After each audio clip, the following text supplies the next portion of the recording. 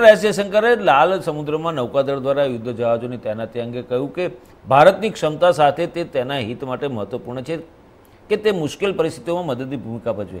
II Mumbai ખાતે વિદ્યાર્થીઓ સાથે સંવાદ કરતી વખતે એક પ્રશ્નના જવાબમાં જયશંકરે કહ્યું કે ભારતીય નૌકાદળે આ વિસ્તારમાં તેના 10 જહાજો તૈનાત કર્યા છે. લાલ સમુદ્ર વિસ્તારમાં ચાંચિયાઓની સાથે મર્ચન્ટ નેવીના જહાજો પર પણ હુમલા કરવામાં આવેલા છે. તાજેતરના સમયમાં વિકસેલા ભારતના વર્ણનને વિસ્તૃત કરતા તેમણે મદદની નીતિ પર ભાર મૂક્યો અને કહ્યું કે જો આપણા પડોશમાં કંઈક બરાબર ન થઈ રહ્યું હોય અને આપણે કહીએ કે અમારે તેની સાથે કોઈ લેવા દે નથી તો આપણે તેને પકડી રાખવું જોઈએ. દેશ જવાબદાર ગણવામાં આવશે નહીં.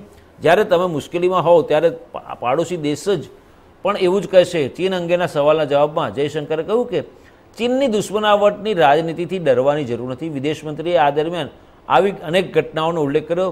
તેમણે તુર્કીમાં ભૂકંપ અને કોવિડ રોગચાળા દરમિયાન રસી અને તબીબી સહાય પૂરી પાડવામાં ભારતની ભૂમિકા વિશે વાત કરી. આ ઉપરાંત માલદીવ સાથે દ્વિપક્ષીય સંબંધો સામેના પડકારો અંગે જયશંકરે કહ્યું કે લોકોએ રાજદ્વારી પર વિશ્વાસ કરવો જોઈએ.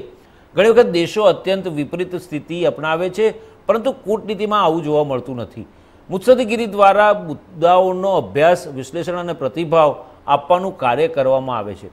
ચીનની વિસ્તરણવાદી વિદેશ નીતિ અંગેના પ્રશ્નના જવાબ આપતા જયશંકરે કહ્યું કે તે સમજવું જરૂરી છે કે તે પડોશી દેશોને પ્રભાવિત કરવાનો પ્રયાસ ચાલુ રાખશે.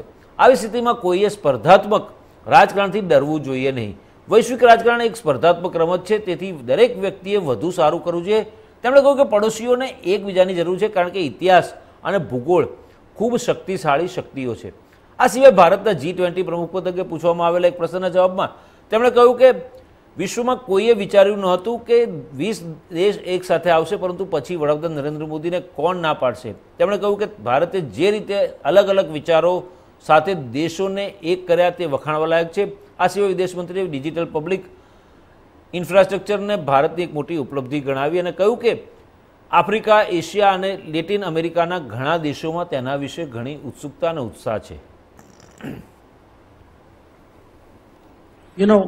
China is also a neighboring country and in many ways will, as part of competitive politics, influence these countries. I don't think we should be scared of China. I think we should say, okay, global politics is a competitive game. You do your best, I will do my best. So, it should, it cannot be. Today China is a major economy. It will deploy resources. It will try and shape things in China's way. Why should we expect otherwise? But the answer to that is not to complain that China is doing it. Answer is, okay, if you are doing it, let me do better than you.